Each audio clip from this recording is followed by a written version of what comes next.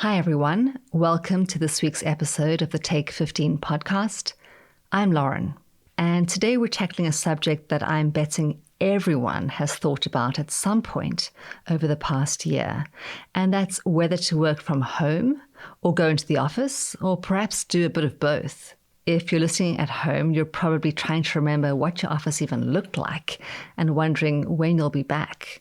And if you're in the office, you may still be trying to figure out how many days you should spend there versus your home office. We're all trying to figure out what my guest today calls the Goldilocks plan of not too much and not too little remote work. Bob Pozen is a senior lecturer at MIT Sloan School of Management and co-author with Alexandra Samuel of Remote Inc., How to Thrive at Work Wherever You Are. He's also the author of Extreme Productivity, Boost Your Results, Reduce Your Hours. Bob and I spend some time digging into what it really means to thrive at work. We also discuss some hacks to boost your productivity, how employees should decide which days to come to the office, and the challenges managers face leading teams in a hybrid model. So let's get to it. I hope you enjoy my conversation with Bob, and along the way, pick up some ideas on how to find the Goldilocks plan that works for you so you too can truly thrive at work. Welcome, Bob. It's great to have you on the show today. Well, great to be with you, Lauren.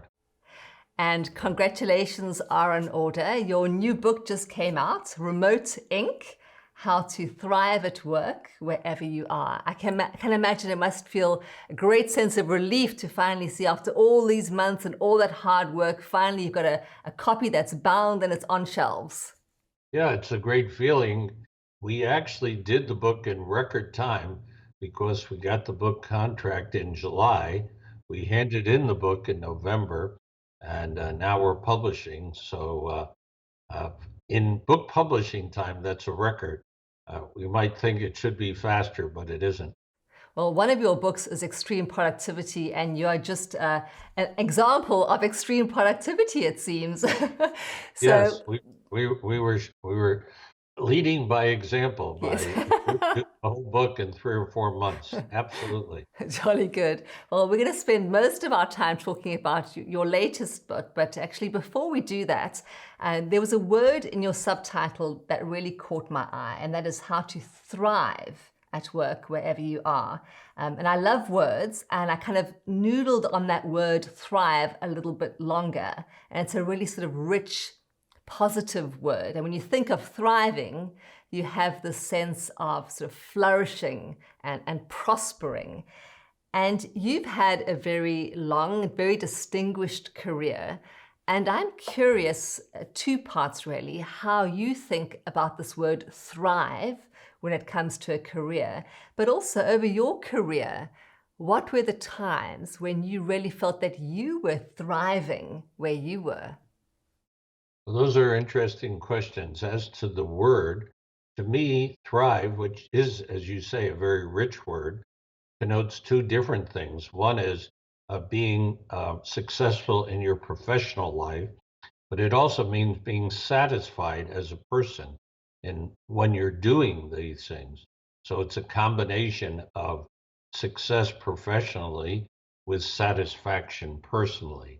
Now, if you ask me when I felt that I thrived the most, it probably was when I did what I consider to be turnaround situations. When I took over as president of Fidelity Management and Research Co., Fidelity was in a bit of a slump because we had the Magellan Fund, where the manager decided to go almost 50% in cash.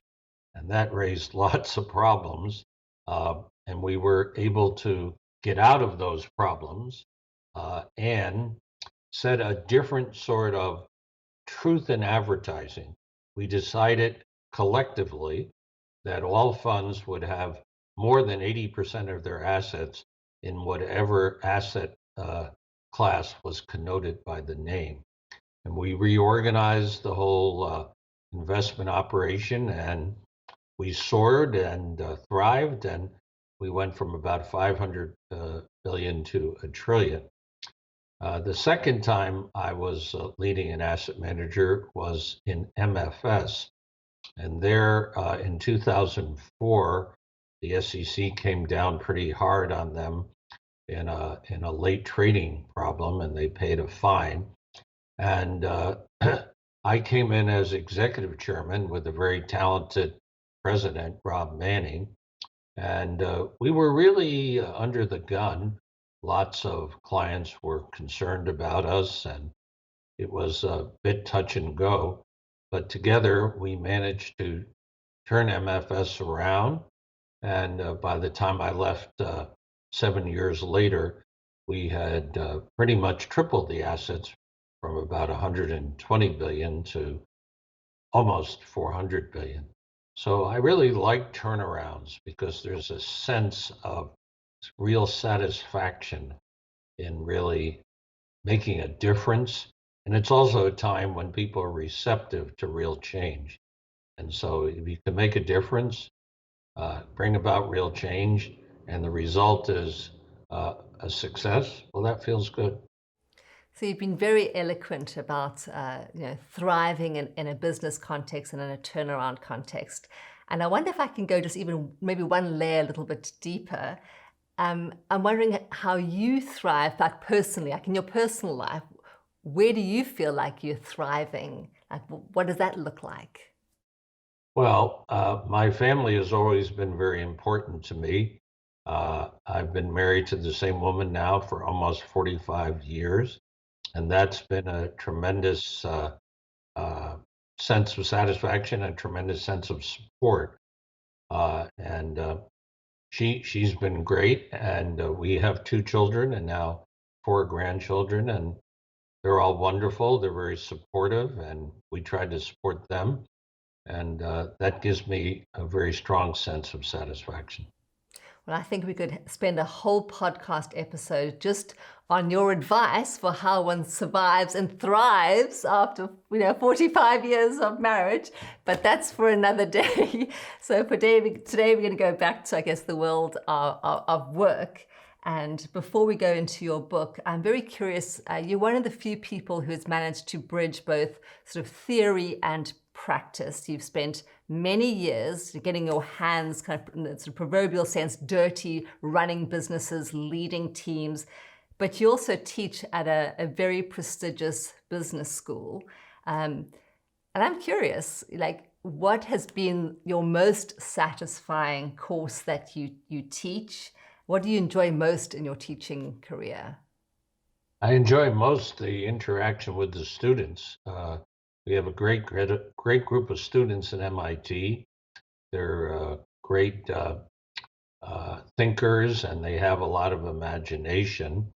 And I put together a course called Innovation in Financial Services. What's satisfying is how that changes so quickly.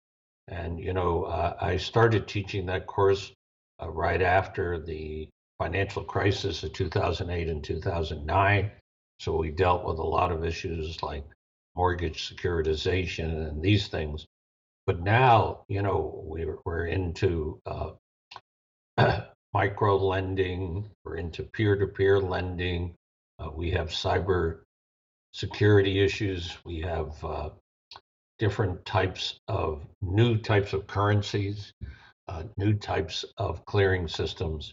So the fintech revolution has really been dramatic at a place like MIT. And there are people starting new businesses every year, and they have so many different ideas.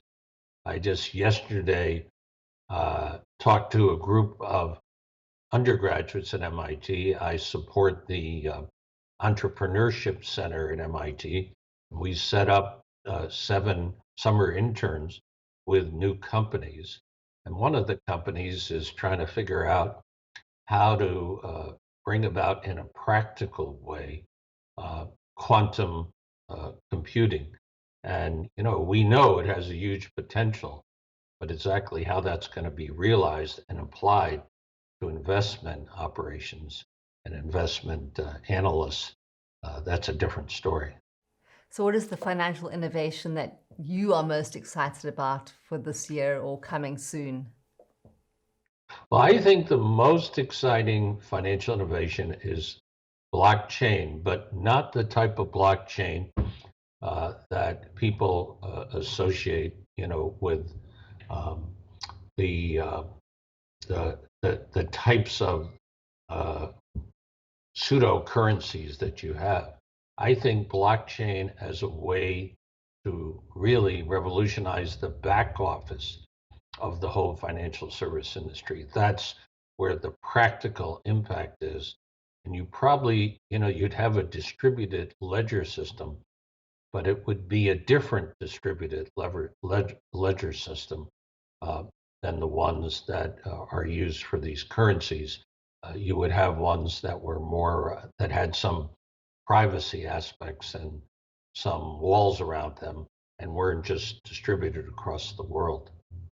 So, one of the other courses that you teach is productivity to executives.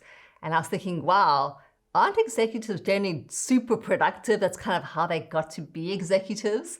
So, I think everyone wants to know, how do I boost my productivity? So, what are a couple of your smart hacks to boost productivity? Well, we have a lot of people who are middle level executives that take these courses, and many of them have been great individual performers, and now they've started to manage larger and larger groups. And I find that that's the biggest challenge that they have. They're so used to being individual performers that their response, if there are a set of big projects, is, well, I can do this best or I should do that. But that's really not the right question. The question is, what can I and only I as the leader do? And that leads you to a much more uh, a different type of system in which there's a lot of delegation. So I find that the single biggest skill that leaders have in moving from individual performers to being CFOs, CEOs, chief marketing officer is the ability to delegate and delegate effectively. And that means that you've got to tolerate some degree of good faith mistakes. If you are delegating and then there's a mistake and then you reassert control, then you've given up a lot of the benefits of delegation. So, what you really need to do if there's a mistake is really analyze it very carefully and figure out how to prevent that mistake from happening again. And that's the key rather than trying to reassert control. I think a second thing that I find is that a lot of executives haven't been rigorous enough with themselves about how they're prioritizing their time and exactly how they're allocating it. And they wind up going to a large number of meetings and participating in a large number of phone calls where those meetings and phone calls aren't really critical to their success. And the higher up you go, the more times people want to meet with you, the more times they want to call. And if you do that, pretty soon you're swamped all day. And I always was amused when I was a CEO to see my fellow CEOs all had these little cards in which they had every hour of the day scheduled. And I would say to them, well, is thinking part of your job? And of course they would giggle and say, of course. And then I said, but I don't see that on the list here. I don't see free time for thinking. And so that's the other thing that I insist on in this course, that people take an hour in the morning and an hour later in the day to allocate it for thinking time. Now, in some cases, they might have emergencies, company emergencies or personal contingencies that come about. So they might not be able to get every hour, but they should be able to get 7 or 8 hours a week of thinking time. And that may seem obvious, but if all you do is go to meetings and have phone calls, you actually don't have much time for thinking. And I believe strongly that one of the most critical jobs of any leader is to understand the external environment and translate it as to what it means for that organization and company. And that takes real thinking time. Yes. So I wonder if one could kill two birds with one stone and do your thinking time as your exercise time. So not only are you getting your brain stimulated, but you can get some physical workout at the same time too. Well, I'm all in favor of exercise every day, and I agree totally with that. I guess it depends on how vigorous your exercise is. Right. And sometimes I think that might make sense, Yeah. but I don't think you should try to have all your thinking time be when you're exercising, because some important thinking time is just very quiet time where you sit with your pencil or pen like you have and a little paper, and you sort of map out some ideas, or maybe you bring in somebody who's really what I call an intellectual deep pocket. You have a really heavy conversation with them about, does this change in strategy make sense for our organization? And how would we go about designing it? So I like to think that if you're a really good chief executive, that you'll engage in that sort of thinking uh, as much as possible. So just going back to your comment a moment ago, sort of some executives that are attending lots and lots of meetings, going, to opening different emails, going to different calls. Do you think one simple hack is simply the ability to learn to say no to more things? Because everything you're saying yes to means, by definition, would have to say no to something else. So is that a simple lesson that we have to learn? Absolutely. And one Yeah. thing we advocate in the book is that if you get a request to go to a meeting or conference call without an agenda, you politely say, I'm sorry, but I'll need the agenda before I'll accept. And then look carefully at the agenda and see whether it's something that you should go to. The other mechanism or tactic we suggest is that you have a two-sided schedule. And we say that on the one side, you have all of your appointments and meetings. And on the other side, you write yourself a little note about what you're trying to achieve at this meeting appointment. And that's really critical so that you can figure out what you want out of the meeting or the appointment. And if it's not important enough, then you ought not to go. So let's turn our attention now to your latest book. It's sort of hot off the presses, and you turned it around, it sounded like in a record time last year. I'm so curious, how did this book come about? The book came about because I have been having discussions with my publisher, HarperCollins, in the last several years about sort of a sequel to my prior book called Extreme Productivity. That book is now translated into 10 languages, and so there is a popular appeal. And when the pandemic hit, everyone all of a sudden was thrown into remote work. And I teach this course, and I invited Alexandra Samuel, who writes a lot for the Wall Street Journal, to be a guest lecturer in the course to talk about some of the things that she writes about how to organize your home office, how to get your software together. Lots of really great stuff that's important to people who are working remotely. And as we work together in putting together this part of the course, I thought this is what we ought to do. We ought to write a book on remote work in which we took some of the principles that I've been developing in my prior work and applied it to remote work. But I also needed her because she's a social media maven, and she's also up on the latest softwares and the latest technologies. And we wanted to have all that, so it was all together in one packet. And then, we tried to make it fun. We tried to make it a fun book and an easy book to read. And if you looked at it, you can see the chapters are short. We have takeaways, and there's a lot of humor in there and very practical advice.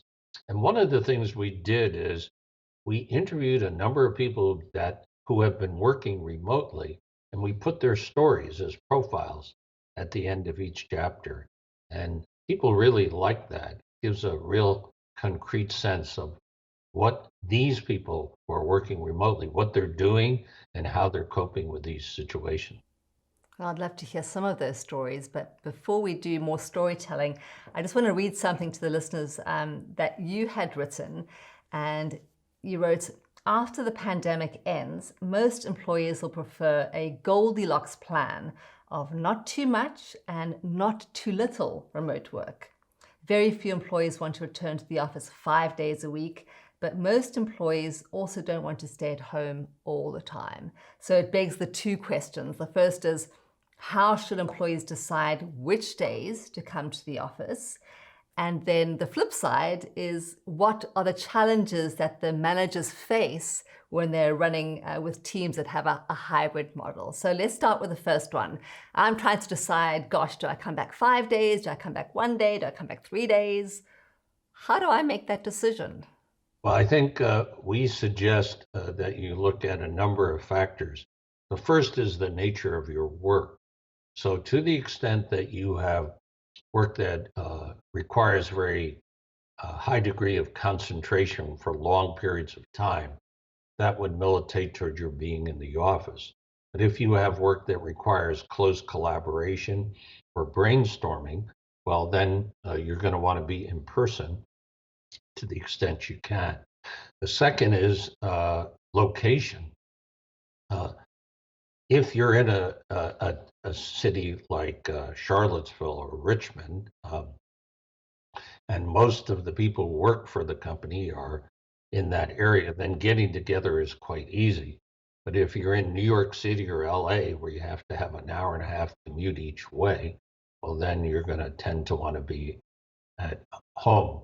The third question is, how is your company or your nonprofit organized?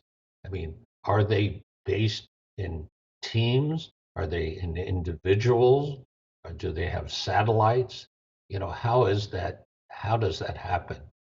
And probably the last thing is culture. What's the culture of your company? And how can we capture that? And I believe strongly that in order to maintain culture, you do need a significant amount of in-person relationships. And so we in the book recommend that when you're onboarding somebody, even if they're going to work, let's say 4 days a week remotely, you want to bring them into the office where they can see how people act and they can sort of learn the informal mores. Having said all that, and this sort of leads into your second question, is we can't, I believe, let every individual choose for himself or herself in a large company. It just would be too chaotic. In the end, I think that teams have to get priority over individual choice. And so it's the manager of the team that has to figure out what's the best for the team. So it may be the case that certain members of the team feel they want to be at home 4 days a week and others think 2 days a week. Well, we've got to sort of reach a reasonable schedule where all the team members are going to come to the office on the same days, and then we're going to get the benefits of this collaboration and brainstorming. So I think that's the role of the team manager. And if you think of, say, a financial services firm, it's really a conglomeration of different teams. You have an investment analyst team, you have a marketing team, you may have a customer service team, maybe on the phones. Uh, you can have an IT team. And so the answers that you come up with for these factors may differ from team to team. And it's up to the team manager to figure out what's best for that team. So, as I don't believe you can have just individual choice, I think if you try on a top down basis, just to say this is going to be the rule for the whole organization, I'm not sure that works very well because Most organizations, the functional aspects of the organization are in teams. And so that's what we need to do. And that implies a much larger role for the team manager. Right. And so, are there certain strategies that you recommend for those team managers to be a more effective leader, especially with juggling multiple issues with some remote, some at work, some other parts of the organization that are different from their team? What would you recommend, and how does one keep the culture? Yes, so in the book, we discuss a number of strategies Yeah. that team managers should take.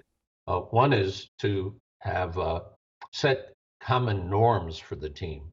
So when you're having people work remotely and some in the office, you have to decide what are the hours when everyone's expected to be on? How promptly are people expected to respond to messages of various sorts? Are people expected to check their email or their Slack channel on the weekends? So you want the team manager has to set these norms for the team. And then we want to see team managers have a weekly meeting. But I've been to a lot of weekly meetings, and most of them are backward looking. They're essentially where people report on what they did in the prior week. And I'm strongly against that. We need forward looking meetings in which people say, this is what my plan is for the coming week. Give me some input intellectually. Maybe you have some contacts, various other things. The third thing is, I think that the manager has to touch base with the people who are working mainly remotely. In every organization, there'll be certain people who will want to come into the office a lot and others who will want to do the minimum. And we don't want to have the people remote feel like they're second class citizens. And there is some evidence that the people who come to the office have a bit of a leg up because they get to know the boss better. They may be there for certain informal meetings. So I think the team manager has to work very hard with those remote people to make sure they get the information and that they have a chance to have a good discussion. And lastly, I'll just say um, the question of performance reviews. So, one of my big bugaboos is against annual performance reviews. In most organizations, they're very formalistic. They really aren't based on very good metrics or very good objectives. Uh, Somebody sits down, they have a discussion, there's some notes that are being taken, and they're put in the circular file, and nobody refers to them again. What I'm interested in is regular performance feedback, maybe at the end of each large project, or if not, then maybe once a quarter. And that feedback should be based on the sorts of objectives and what we call success metrics that the manager has agreed with the member as to what they're going to achieve during that period or on that project. And then the point is to evaluate how well did the employee do relative to those success metrics. If there are successes, I want to see celebration. And by the way, I think there's not enough celebration going on when people are successful. And if there are problems, you want to see what were the problems and how can we avoid them in the future. So that's what a good team manager does, gives constructive feedback periodically, doesn't wait till the end of the year. That's a little crazy. So, as you were talking, a word that I scribbled down was communication. Sounds to me that a lot of this all comes down to really being effective communicators, sort of both the team leaders, but also CEOs communicating with their teams. And I think over the past year, we've heard stories of the companies that seem to have, to use your word, thrive earlier. Those that have thrived in COVID have been really strong communicators, and those that have maybe wobbled a little bit haven't been such good communicators. What is your advice?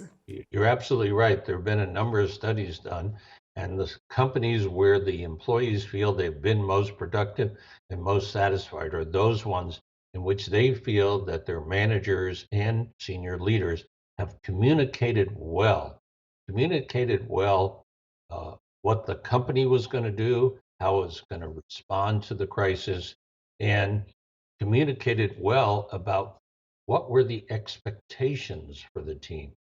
I think a lot of people in this very new world of hybrid work are unclear as to what the expectations are. So I couldn't agree with you more. Communication, communication, and communication. Yep. I heard an interesting phrase, or actually, I read an interesting phrase last week. It was in a LinkedIn post, and someone was just commenting.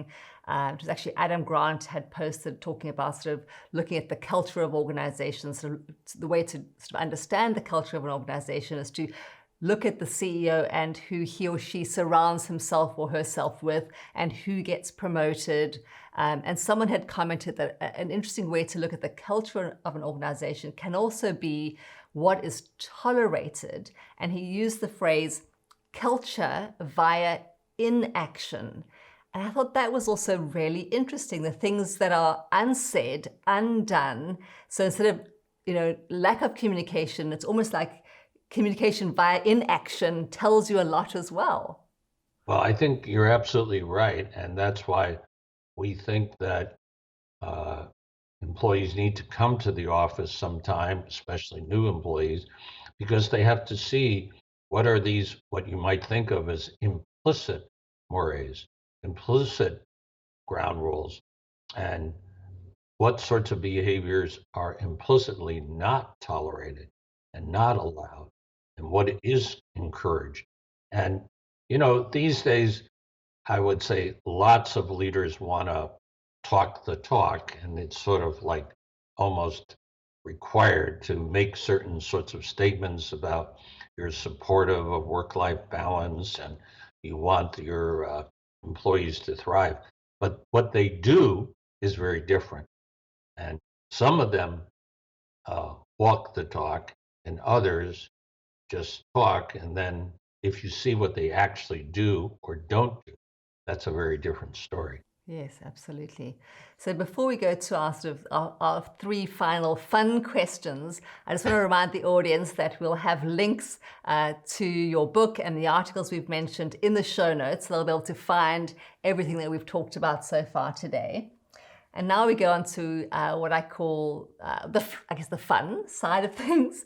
And the first closing question is We haven't had fun so far. I know, the even funner part of the conversation, the more fun part. The more fun part.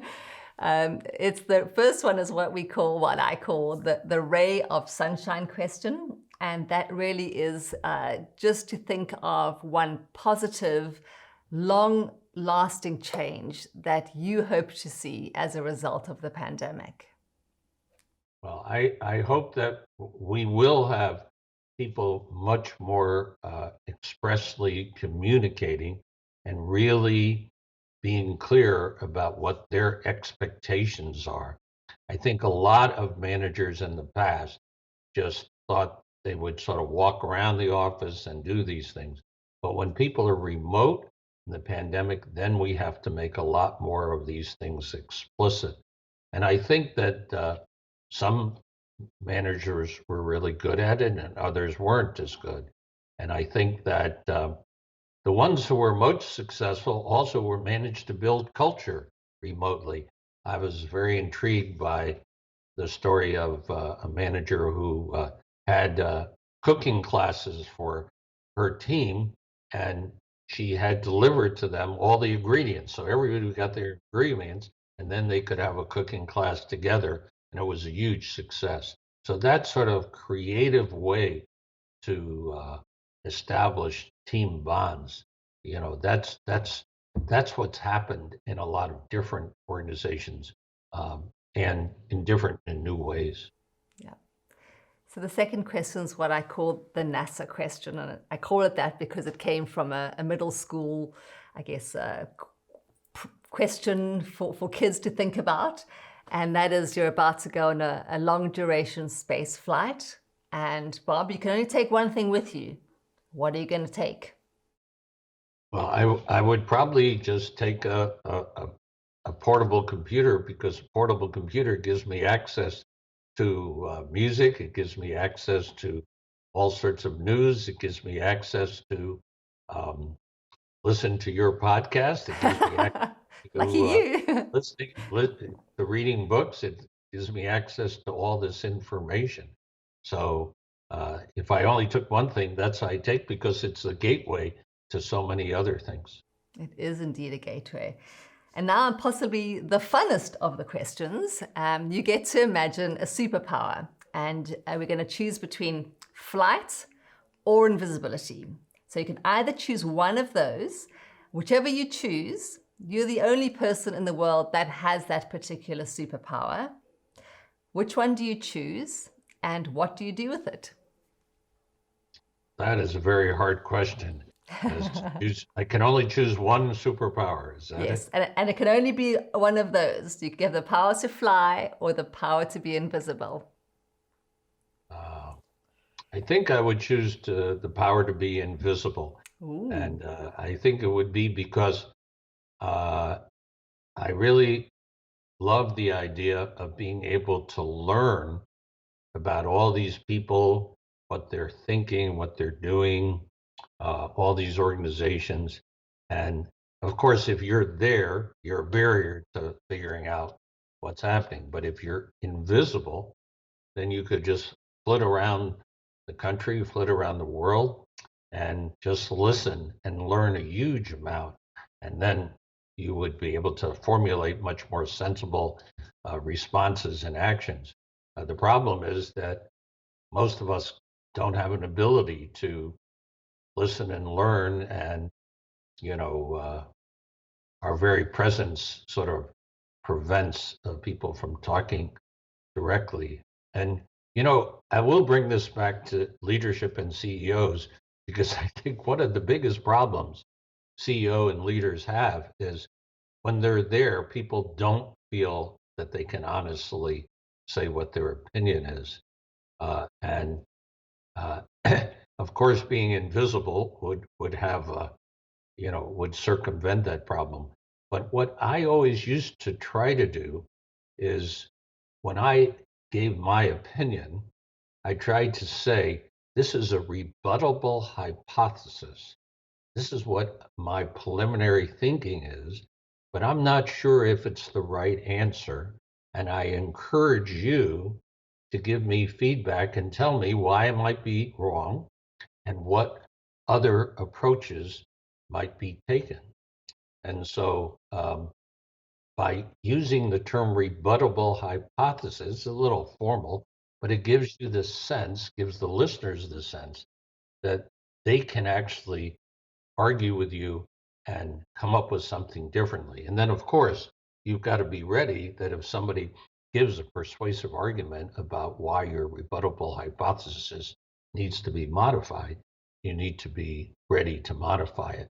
So that's my practical substitute for being invisible, which is pretty hard to do if you're Yes, a leader of an organization. it But is. this at least provides a focus for discussion and debate.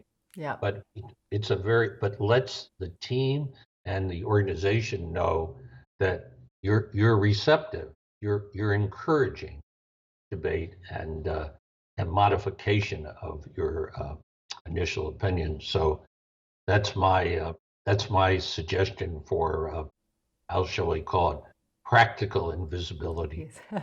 Well, I'm so glad that you chose invisibility because some people go straight for flight or they sort of think a bit on invisibility, then they demur back to flight. So I think we'll have to give your superhero name Incognito Bob. I like it. I like it. I like it. I like it. And on that note, Incognito Bob, thank you so much for joining us. I was going to show you I had lots of fun, not just at the end, right throughout we had fun. So it was a great pleasure to have you on. Thank you. Well, it really was a pleasure to have you, Lauren. It's impressive how well prepared you were. And it was also a lot of fun listening to questions and interacting with you. So I really appreciate it. You've made my afternoon. Great. Well, thank you. You've made mine, and best of luck with the book. Thank you. Take care. Take care. You've been listening to the Take 15 podcast from CFA Institute. If you haven't yet subscribed, you can do so on our YouTube channel or wherever you listen to the show. That way, you never miss an episode. And if you enjoyed today's show, we'd appreciate a rating and review. Or if you'd simply tell a friend about the show, that would help us too. And a quick reminder, this podcast isn't intended to provide expert advice on the topics we covered. If you need tax, accounting, or legal advice, please consult a professional. I'm Lauren Foster. Thanks so much for listening, and see you next week.